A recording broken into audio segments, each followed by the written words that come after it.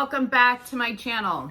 As you can see, I have a different background. This is the room that I am building the studio in. However, that has now been delayed 2 weeks due to unforeseen circumstances. So all my equipment's in here, so I have to use what I have, which is this brown wall, and film videos until I can get the entire studio set up. All right, so I'm not going to delay any longer. I wanted to talk about the recent news that just came out yesterday that 50 Cent has decided to endorse Trump, okay? This is not like a half, endorsement like Ice Cube did. His is a little bit different, but 50 Cent flat out posted online that he is endorsing Trump. But let me throw up the post that he made here so you guys can see it.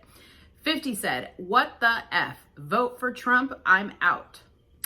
F New York, the Knicks never win anyways. I don't care, Trump doesn't like black people. 62%, are you out of your effing mind?" And then he posted some tax rates up there with the post. Now, first off, I'm going to call off the fact that I hate that people say Trump doesn't like black people. It's just simply not true. If you know everything that Trump has done for black people, it is impossible to say that he hates them. Nevertheless, I'm not going to nitpick this because I'm just glad to see the man has come to his senses. And why would he not? Okay. He owns a lot of businesses. And if you own businesses, I don't know how you can possibly endorse anybody but Trump. Like him or not, he is going to be the win for people who have businesses that they're running and people that they employ.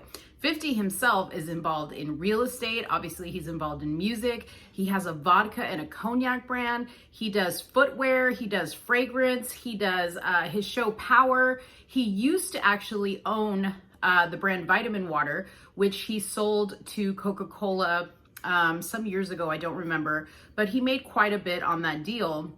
But it looks like 50 himself was drinking the vitamin water long enough for the vitamins to seep in to his brain and, get some sense in there. So that's a good thing.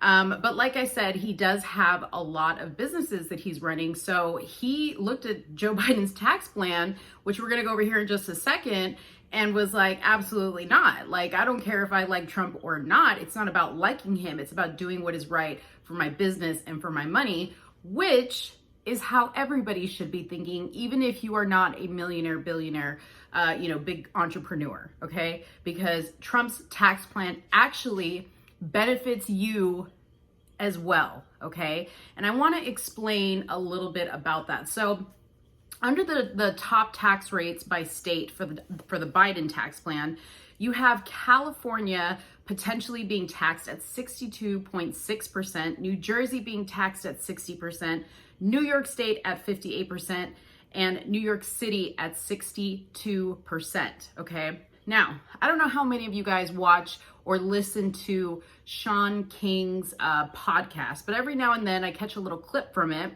And today he did a whole podcast basically disproving the myth that Joe Biden's tax plan is going to hurt the American people. He said, you guys don't have to worry about it. This is just going to impact people who make $400,000 or more. Now, while he is correct, Joe Biden's tax plan is specifically around increasing taxes for people who make $400,000 or more, which doesn't include me and probably doesn't include, 70, 80% of you. However, you have to think about it like this.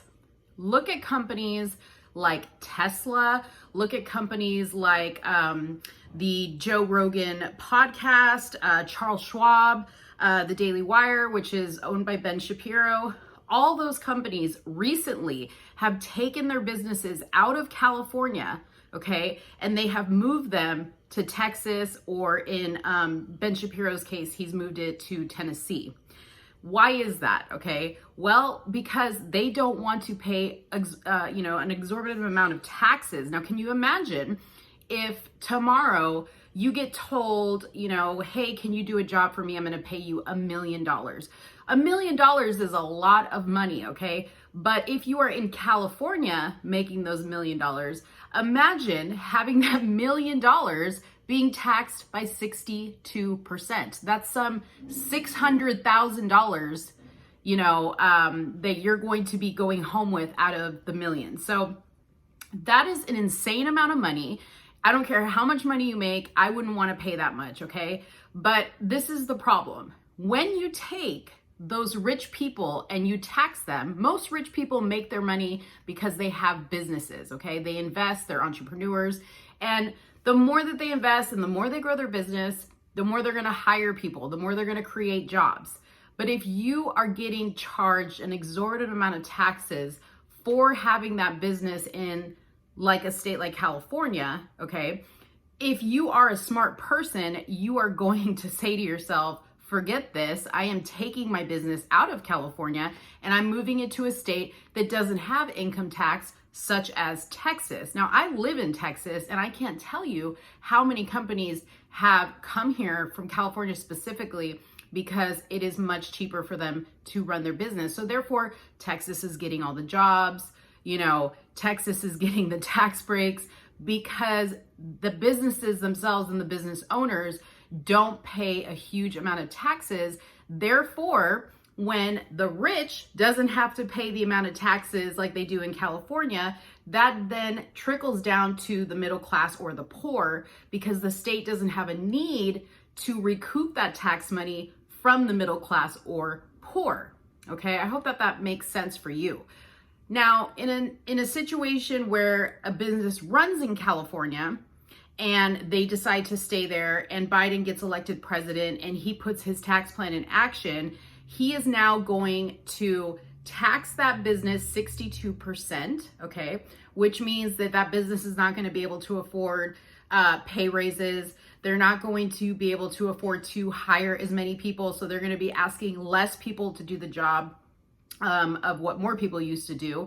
And then at some point, they're just going to get tired of it altogether and get up and leave. And one after the other, they will keep leaving and keep leaving and keep leaving. And then the state of California is going to go, where are we going to get our money from? The middle class and the poor. So now the middle class and the poor have to absorb that burden of the state of California no longer having those rich people and those businesses in their state, and now the poor suffer. So in short, it is actually the benefit of the middle class and poor, okay, for the rich, people who are making $400,000 and above, to get a tax cut, okay? So I wanted to explain that to everybody because I want the decision that 50 Cent has made to sink in a little bit better, and for you not to listen to people like Sean King who are telling you, oh, you don't have to worry about it if you don't make $400,000 or more. It's not going to affect you. That's not true. It's going to affect you, and it's going to affect you in a big way. Not to mention, if a company cannot afford to leave the state, what they can do is they can hide their money. They can hide their money legally in investments, in bonds. And when they hide their money, that means that the state cannot tax it. They can't come after it, okay? But still, the state needs their money. So guess who's going to bear the burden of that? The middle class and the poor. So I wanted to explain that to you in the most simplistic of terms that I possibly can, because, you know, it's not a black-white issue. You know, when we're talking about people like 50 Cent endorsing Trump or whoever, it's an issue of just being smart about the decisions that you're making and understanding why we're seeing people like 50 Cent or anybody that endorses Trump. I mean, we recently saw Kirstie Alley, you know, she voted for Trump last term, but she came out and said, I'm voting for him again. She's rich. She's one of those people that's going to benefit from the tax plans and the tax, you know, incentives that Trump gives people like her. And in turn, we benefit off of that as well. So I hope that that was a quick, easy lesson on taxes for you guys. I, again, want to say congratulations to 50 Cent for waking up, but I also want to acknowledge that he has, for some reason, not been a big fan of Trump. I mean, he's kind of gone back and forth. He used to be very, very good friends with him. You can find many interviews where they were talking about their relationship. But then at some point when Trump became president, 50 had a lot of bad things to say about him at that point. I'm not saying he even cares for him now, even at this point. But again, for him, it's about his business and it's about his money.